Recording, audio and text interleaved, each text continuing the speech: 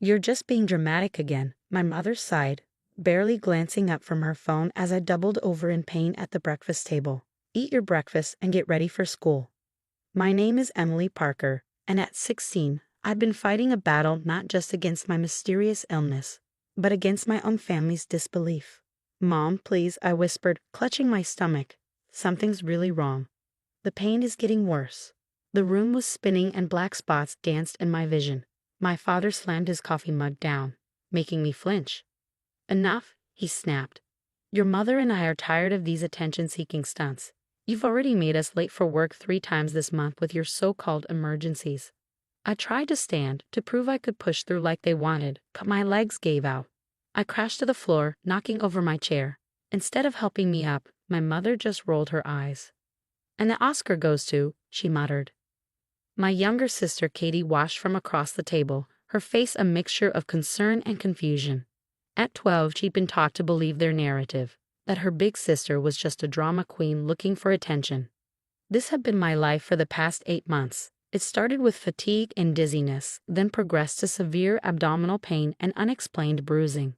Each new symptom was met with accusations and eye rolls from my parents. They were pillars of our community, my father a successful businessman, my mother head of the PTA. Their perfect daughter couldn't possibly be sick. Get up, Emily, my father ordered. You're going to school. I somehow made it to my feet, using the table for support. My vision swam, but I knew better than to complain. Last time I'd insisted on going to the hospital, I'd been grounded for a month for wasting their time and money. School was a blur of pain and exhaustion. My once perfect grades had started slipping, giving my parents more ammunition. See, this is what happens when you spend all your energy pretending to be sick instead of studying, they'd say.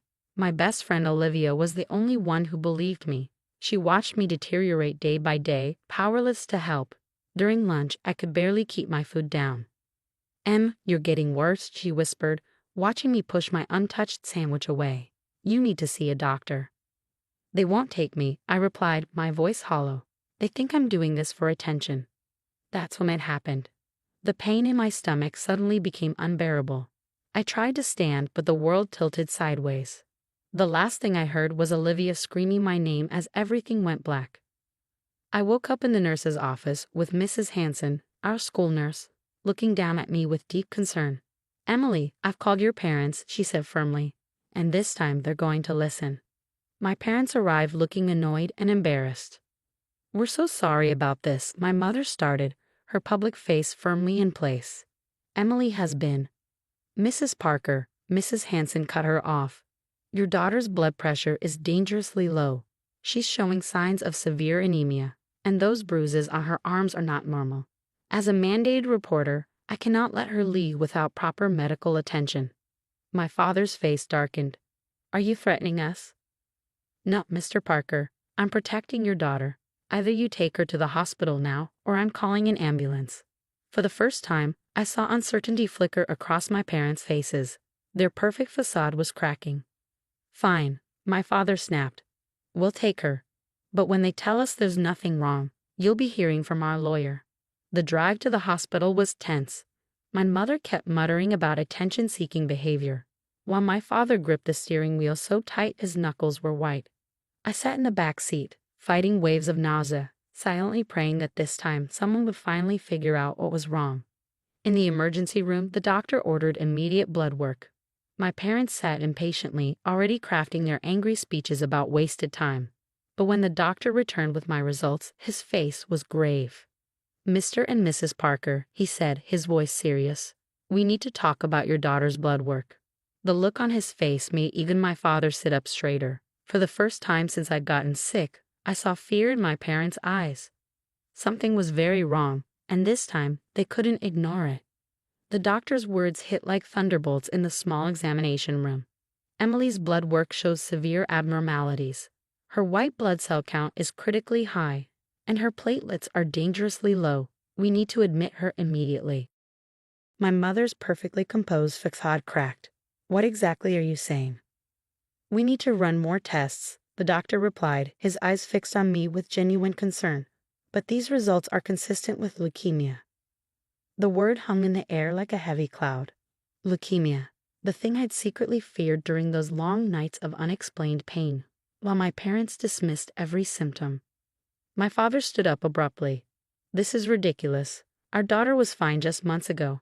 She's been making up symptoms for attention, and now you're encouraging it with these dramatic diagnoses." The doctor's expression hardened. "Mr. Parker, I have your daughter's blood work right here. These numbers don't lie. If we don't start treatment immediately, your daughter's life is at risk." My mother's face had gone pale. But she was just being dramatic. "You thought wrong," the doctor cut her off firmly. "And frankly, I'm concerned about how long Emily's symptoms have been ignored. How long has she been complaining of pain?" 8 months, I whispered, my voice barely audible. The doctor's jaw tightened. 8 months? 8 months of untreated leukemia? He turned to my parents, his professional demeanor barely containing his anger. "Do you understand what you've done by delaying medical care?" My parents stood there, speechless for the first time I could remember. The perfect image they'd worked so hard to maintain was shattering around them. Everything moved quickly after that. I was admitted to the oncology ward, where a kind nurse named Maria helped me settle in.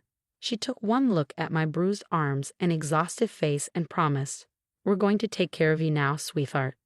My phone buzzed with a message from Olivia. "Mrs. Hanson told me what happened. I'm so sorry, Em. I knew something was wrong. I should have done more." I texted back with shaking hands. "You believed me." That was enough. My parents sat in a corner of my hospital room, looking lost and small. The perfect Parker family image was crumbling. My mother's makeup was streaked with tears she couldn't hide anymore, and my father's authoritative presence had deflated into something almost unrecognizable. The oncologist, Dr. Matthews, came in to explain my treatment plan. "We're looking at aggressive chemotherapy," she said, her voice gentle but firm. "The cancer has progressed significantly due to the delayed diagnosis." My father tried to interrupt, but Dr. Matthews held up her hand. "Mr. Parker, I need you to listen. Your daughter's cancer is advanced. If she had received medical attention when her symptoms first appeared, we might be having a very different conversation." The weight of those words seemed to physically hit my parents. My mother started sobbing while my father slumped in his chair, his face ashen. "I tried to tell you," I whispered, tears rolling down my cheeks. "I begged you to believe me." That night, as I lay in my hospital bed surrounded by beeping machines, my little sister Katie was finally allowed to visit. She crept into the room, her eyes wide with fear and confusion. "Emmy," she whispered, using my childhood nickname. "Are you really sick? Mom and Dad said you were pretending." I patted the edge of my bed, and she carefully sat down. "They were wrong, Katie. I've been sick for a long time." She burst into tears. "I'm sorry I didn't believe you. They said big sisters sometimes do things for attention, and I pulled her into a gentle hug, ignoring the pain from my bruised arms. "It's not your fault. You're just a kid. They're the adults. They should have known better." Outside my room, I could hear my parents arguing with Dr. Matthews about my treatment plan, still trying to maintain some control over the situation. But their voices no longer held the same authority. Their words were tinged with desperation and guilt. Maria came in to check my vitals, shooing Katie out with a kind but firm reminder about visiting hours. As she adjusted my IV, she noticed me wiping away tears. "You know what the strongest medicine is?" she asked, straightening my blankets. "The truth. It hurts at first, but it's the only thing that really heals." I nodded, understanding she meant more than just my physical illness. The truth was finally out, and while it was devastating, it was also liberating. No more being called a liar. No more dismissing my pain. No more pretending. As night fell over the hospital, I heard my mother crying in the hallway, my father's muffled voice trying to comfort her. How did we not see it? What kind of parents are we? That was the question that would haunt them for a long time to come. 3 months into my chemotherapy treatment, my life had transformed completely. The hospital became my new home, with its rhythmic beeping machines and the constant flow of nurses and doctors. My hair fell out, my body weakened, but strangely, I felt stronger than ever before. Not physically, but emotionally. My parents' transformation was even more dramatic. Gone was their perfect facade, replaced by something raw and real. My mother stopped attending PTA meetings, spending her days instead in my hospital room, desperately trying to make amends. "I brought your favorite books," she'd say, arranging them carefully on my bedside table. "And I talked to your teachers about sending your assignments." Her voice would trail off, catching on the guilt that now constantly haunted her. My father's change was quieter but deeper. The man who once dismissed my pain now flinched at every wince, every grimace that crossed my face during treatment. I caught him crying in the hallway one night, talking to Dr. Matthews. "I failed her," he sobbed, his voice breaking. "I was supposed to protect her, and instead Dr. Matthews' response was firm but compassionate. "The best thing you can do now is be there for her. She needs support, not guilt." The truth of my condition had spread through our community, shattering the perfect image my parents had worked so hard to maintain. Their friends, who once praised them as model parents, now whispered behind their backs. The judgment in people's eyes when they looked at my parents was unmistakable. But something unexpected happened amid all this chaos.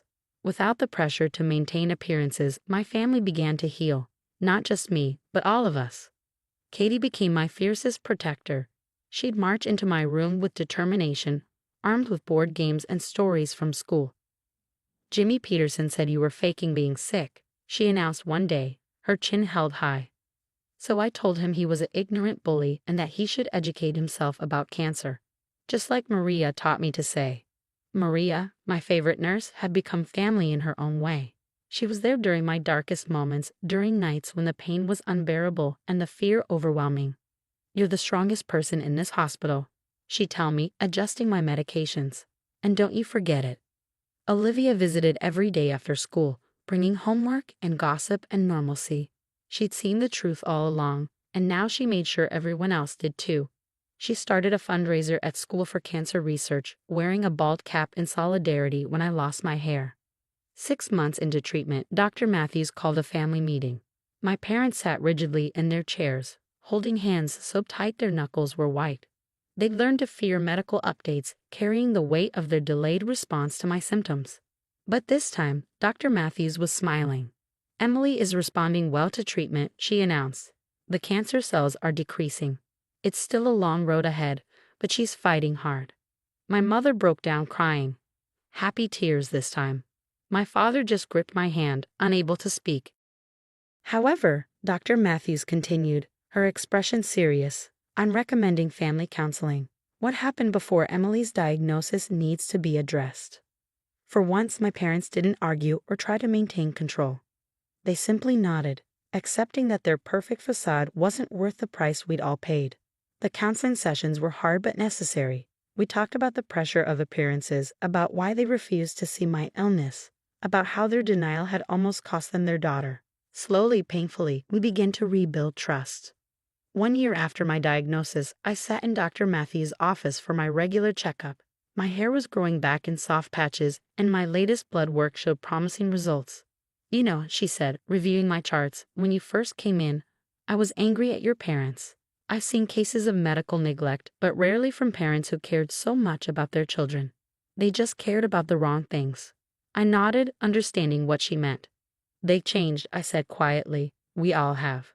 That evening, my family gathered in my hospital room to celebrate my latest clean scan. Katie had made a card covered in glitter for my brave big sister. My mother brought real homemade soup instead of trying to pretend hospital food was just fine. My father sat quietly, but his eyes never left my face, as if still afraid I might disappear if he looked away. "I'm sorry," he said suddenly, his voice thick. "We should have believed you, should have listened." "I know," I replied, reaching for his hand. "But you're listening now." Sometimes the hardest truths are the ones that heal us the most. My illness had shattered my family's perfect facade, but in doing so, it had allowed something real and honest to grow in its place. We weren't perfect anymore. We were better than that. We were real. Maria popped her head in, smiling at our little gathering. "Look at you all," she said warmly. "Now that's what healing looks like." And she was right.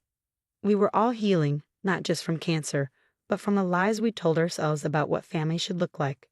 The truth had set us free, even if the path to it had been harder than any of us could have imagined.